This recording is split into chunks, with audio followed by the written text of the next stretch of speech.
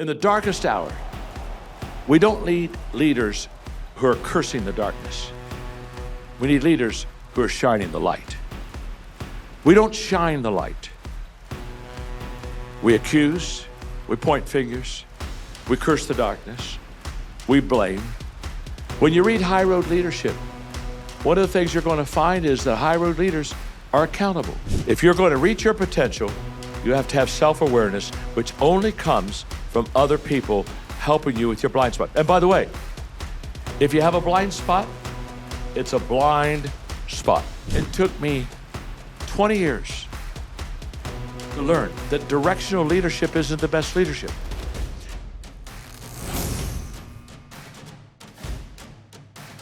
Before we jump into this episode, I'd love to invite you to be a part of the community where you can listen to more content to help you be a smarter, stronger, and better equipped, successful leader. All you have to do is hit that subscribe button. I would love and appreciate your support. It's amazing to me to watch the community grow and read all of your comments each and every week. I can't wait to go on the journey with you. Thank you so much, and it means the world to me. I'm excited to have this conversation with you. There's a couple things I've heard you share over the years that I think are relevant where we're at today. So unfortunately, doesn't tie a lot into what you shared earlier with us, but I want to hear this from you because I think it's very important in our world. I heard a story about when you first went and spoke in the Eastern Bloc, and you were working with a translator, and they explained to you that you were talking about trust and how people weren't used to trusting leaders. And one of the things that I've learned in the last year with my own content is we don't trust leaders in this country anymore. Mm-hmm. And I just want you to speak about that, of what you've seen, what you've recognized when you're talking to people and that experience years and years ago. Well, 2 weeks before the Soviet Union officially fell and countries were separated and Russia became Russia again, I was asked to go to the Kremlin and speak at the palace there in the Kremlin to about 5,000 communist leaders about what was going to happen. Again, leaders see more than before, so they said, could you talk for an hour about what's going to happen to them as leaders and that whole possibility? So I did that in that frame. And then I started doing Eastern Bloc countries that were coming out of communism, and I was in Kiev, Ukraine. And I think Kiev, Ukraine is where you're going. And I was getting ready to go out to speak to about 12,000 leaders there, and my interpreter, translator, we were in the green room about 5 minutes before we went out. He looked at me and said, John, I know that you teach a lot about leaders adding value to people. He said, I just want you to understand, you're going to go out and talk to 12,000 people, that if you say leaders add value to people, they're not going to understand you at all. They've never had a leader ever add value to. All they've had is, all they've ever had is leaders manipulate people and take advantage of people. And they left the green room. And I'm 5 minutes before I go out and talk, I thought, it'd been nice. We were in the green room for 30 minutes. He could have said that earlier. You know what I'm saying? And I went out and I asked him, I said, how many of you have ever been manipulated by a leader? Everybody raised their hand. And so I said, tonight, we're going to talk about a different kind of leader. We're going to talk about a leader that instead of manipulating people and moving them for their personal advantage, they now think of you first. And they move you because, by the way, leaders move people. If you're not moving any people, you're not a leader, okay? So let's start there. I love it. Well, so you move people. But I told him, I said, but you move people for their advantage. And so that I talked that night, Tyler, about adding value to people and how you add value to people and that whole process. I'm leadership sad, okay? I'm just leadership sad, and I have been for about 5 years. We still haven't seen the outcome of COVID yet. But we needed really good leadership during that time. We needed, and I'm not being political, so take a pill. Would you take a pill out there? I'm not talking about your candidate. I'm talking about the other one, okay?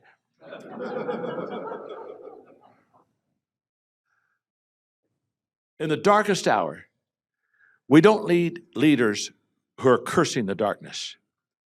We need leaders who are shining the light. We don't shine the light. We accuse, we point fingers, we curse the darkness, we blame. When you read High Road Leadership, one of the things you're going to find is that high road leaders are accountable. They're accountable. I will vote for the person who runs for president that will look in a camera and tell the American people they were wrong. I'll vote for that person. I'm dying for someone to be honest. Someone to say, we haven't always done it right. People, they don't want a perfect leader, but they do want an authentic leader. And we haven't seen authentic leadership for a long time. And it grieves my heart. It grieves my heart because it doesn't need to be that way. It doesn't need to be that way at all. There's a high road to travel. Now, when you read the book, High Road Leadership, by the way, that's the culture leadership book for your team. I don't know how many leaders you got. Sit them down. Let's go chapter by chapter. 12 pictures of what a leader looks like. All of us within us have an eagle that makes us want to soar. That's a beautiful thing, isn't it? But all of us within us also has a hippo that wants to go to the mud hole and sit on its ass all day and soak in the mud. An authentic leader understands that. And they also realize that in their weakest times, they have to have people around them that are different, beautifully different. I don't need to hire people like me. I got me. I need to hire people unlike me, different backgrounds, diversity, because I need their perspective for awareness. Because if I just have my perspective, it's so shallow, it's so incomplete. So I've got to have those people around us. So this idea of adding value to people, okay, let me just say here for a second. I didn't have time to talk to you about thinking and conversation, but shared thinking and sustained thinking. It's in my book, How Successful People Think. Shared thinking and sustained thinking is essential for your success. When I was a young leader, I didn't do this. I didn't know to do it. Nobody taught me how. I didn't have a mentor to talk to me. And so as a young leader, I would think something up, and then I'd bring it to the table, and I'd say, here's my idea. And I want everybody to say, good idea. You're such a good leader. We're going to follow you for the rest of our life. Let me tell you something. It took me 20 years to learn that directional leadership isn't the best leadership. Interactional leadership is the best leadership. Where I sit around with other people and I add value to them, but they add value to me, Tyler. And I ask them, I'm asking my team all the time, what am I missing? Help me out. Because I'm not self-aware, and I know I'm not self-aware. Now watch this. Shared thinking compounds. If you have a good idea and I have a good idea and we share that good idea, we won't have 2 ideas, we'll have 3 or 4 because shared thinking compounds thinking. So in shared thinking, adding value to people, valuing people, Tyler, we get the big picture. And in sustained thinking, it's been proven. It's very simple.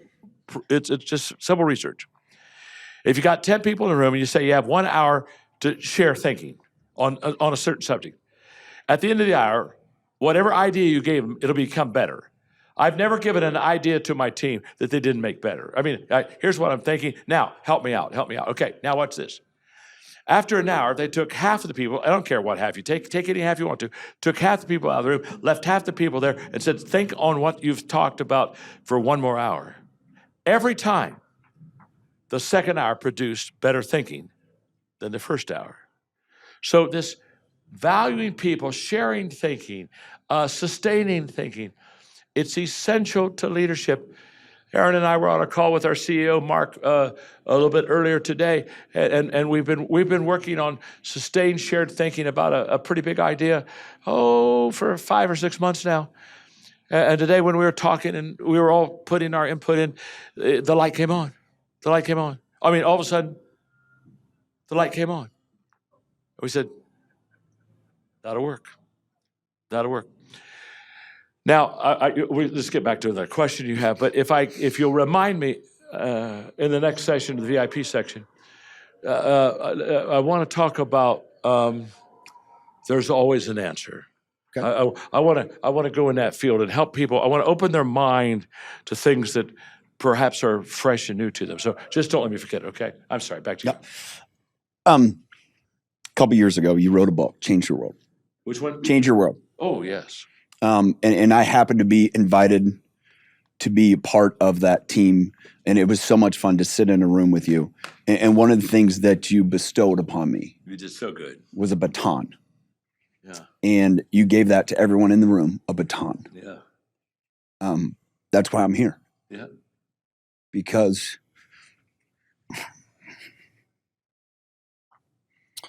what you're talking about and being leadership sad is we need more people to be vulnerable and honest of the journey we've gone through.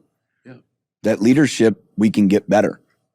It's taking our skills and strengths and be better. And so part of me carrying your legacy is carrying that baton. Yeah. And so well. Proud of you. So proud of you. One of the things that helps me in that is knowing what you were when you were my age and younger. Yeah.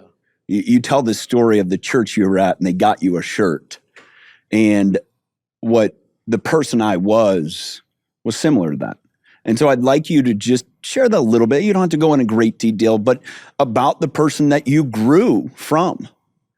You know, the type of I would say the blind spots in some of your leadership at that time, because I saw that as tremendous ability for me to improve when I didn't know I could. And I think there's a lot of other leaders that maybe hear you and like, oh my goodness, like the amount of wisdom you have, but they don't necessarily understand the person that you've grown from. Yeah, well, Tyler, it goes back to what I was talking about, my genie wish. If people could see me in the beginning, I really, if you could see me in the beginning, really, you would all just take flight. You just would. And I wasn't self-aware. And I was very, as a kid, I always have known what I wanted. So I've not been one person looking for a purpose in life, looking for somebody to help me with a plan. I had a plan. In fact, when I was these guys' age down here that are so beautiful, I was already not only have my plan, but I had planned for all of my teammates on the team. I had a plan for your life. I was very directional as a leader. And I missed all of my blind spots. And so therefore, you know, what is your strength is also your weakness. And what you're really good at, you always have a blind spot that keeps you from getting better. And it took, I remember it well, it was in a staff meeting, Tyler. I had a staff member come up to me one time after giving a great Charge the Hill challenge, you know, dream. And she said, John, you don't listen to us. I said, what do you mean? She said, you don't listen to us. You're always giving us direction. You always got a plan, but you don't listen to us. And I protested. I said, oh, I'm sure I listen. And this precious girl is right high on my list of people I admire because her job's on the line. She said, trust me, you give direction. You don't listen. And I went home and I sat down with Margaret. And we had a long conversation. And I told her about the story, and she said, she's right, you don't listen. Oh, crap. If you're going to be married for 55 years, you better adjust. So I asked myself, how do I begin to listen? And that's when I began to teach myself in the beginning. Then I got mentors to help me because, again, they know more than me. I began to teach myself, Tyler, how to ask questions. Because if you ask questions, you first of all give a compliment to anybody. If I ask you what your opinion of something, I've already given you a compliment. It's so, what do you think about that? What do you think? But when you ask questions, it requires listening. And for 2 years on my legal pad, when I would go into staff meetings, I'd put a 3-inch L at the top of the right-hand legal pad. That L stood for listening. In other words, just shut up, John. Ask questions. Let the people help you. I don't think self-awareness is a reality in a person's life. I don't think it's a reality for me, and look at me. I don't think it's reality for you. The only self-awareness I have is the awareness, Tyler, that other people have brought into my life. where they saw the blind spots. So I tell my staff all the time, help me. So, hey, ask that hard question. I'm 77. One of the things I have for my inner circle now is watch me very carefully because I'm 77. When do I pass my peak? When do I start, instead of going this way, go down the way? Because I don't know when I'm going to pass my peak, and you're an absolute arrogant fool if you think you do. Because 95% of the people I know, they stay too long in everything.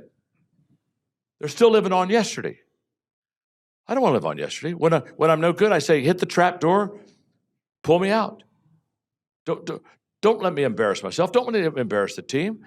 Now, why am I asking them to help me? Because I don't trust myself to know myself. I think this is very important. I wrote a book called No Limits. And in No Limits, I say three things. If you're going to reach your potential, you have to have self-awareness, which only comes from other people helping you with your blind spot. And by the way, if you have a blind spot, it's a blind spot.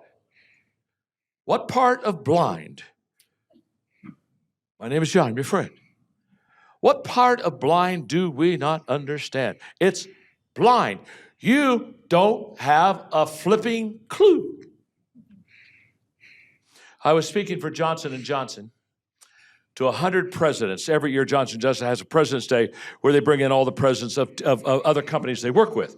So I'm speaking to 100 of them, and I'm getting ready for a break, and I'm telling them, you need to go back to your team and talk very openly about your weaknesses, about stuff that you don't do well. And these presidents, these CEOs, the room froze. I just love it. I love to freeze a room. And they were ticked, and I could feel resistance, and so I said, well, let's take a break. I'll sign some books. So I signed some books and let them breathe a little bit. And I'm signing books, and I got one of these CEOs standing right beside me. He's not moving, and I know he's not moving, and he's like a dark rain cloud. So I finished signing books. I turned to him and said, can I help you? He said, well, you said something I really disagree with about going back and sharing your weaknesses with your people. And then he gave me this kind of never let them see you blink, kind of charge the hell, and he gave me this kind of pep talk, which I listened to it for 5 minutes. Okay, dear God. Well, instead I said, my name is John, and I'm your friend. Let me explain something to you. I didn't tell you to go home and tell your people about your weaknesses to make them aware of your weaknesses. They already know. They talk about them all the time. Do you not understand? Every day they talk about the stupid things you say and do. Understand this. It's conversation. I'm not asking you to go home and tell them for their awareness. I'm asking you to tell them so they know you're aware, so they won't worry so much about how bad of a leader you are. This whole issue, so self-awareness plus choices, plus maximizing your giftedness. If you can do those three things, and it starts with self-awareness, you cannot fix what you do not know. The first thing I have to do to better myself is I have to know myself. In fact, I wrote a song, I'm writing songs now in Nashville, and they're doing really well. In fact, I'm on my way to $1 million seller, and I'm very excited about it. I go into Nashville with top writers. All of them have written #1 hits for people you know. I mean, they're all better than me. Remember I said if you're at the head of the class, you're in the wrong class? I go in with two others, and I'm #3. I'm like, it's 1, 2, and then me. You follow me? But it's my book. What I'm doing, I'm writing songs off of my books. And so that people can have some music. And so if you go, wherever you get music, you know where to get music, wherever you get it. If you go, you'll see about 5 songs that are out right now that I've got. And one of the songs I wrote was "Get Over Yourself." Dear God. When people say, well, how can I be a great communicator? I can tell you, very simple. Get over yourself. It has nothing to do with you. I hear speakers say, well, I hope I do a good job. You're not going to do a good job. Get over yourself. It's all about the audience. It's all about the people. When you read the 16 laws of communication, I talk about, when we did the opening video for the 16 laws of communication, I started in the audience, not on the platform, not on stage. And I said, all communication is right here, starts here. It's all about the people in the seats. It's not where you are. It's not about you. And I talk, we have a course I love. I say, you gotta lose yourself to find yourself. You gotta find yourself to get over yourself. You gotta get over yourself to improve yourself so you can give yourself away. You can't give yourself away to people if you're concerned about what they think about you. You got to get off yourself. It's not about me. It's not about you. It's all about the people. So once we have this self-awareness, and once our team can walk into our life and talk to us about anything and know that it's safe, I'm safe. And by the way, if you don't give your people permission to talk to you honestly, they won't talk to you honestly. You do understand. When they find out that you won't listen, they quit giving suggestions. It's just a fact. So that whole process of you help me be self-aware. My team helps, and I learned from that, and I asked questions. I wrote another book called Good Leaders Ask Great Questions. And that book is full of questions you need to ask yourself, questions you need to ask your team, they're just questions you need to constantly, because it's through questions that we learn, and it's through learning we become self-aware. John, thank you. Are we done? We're done. I appreciate you. Thank you, Tyler. I love you, buddy. Thank you. Proud of you and Cal. Look at these two boys. Hey, look at these two boys sitting in this conference, getting all this good stuff. That's just good stuff. Thank you, buddy. Thanks, man.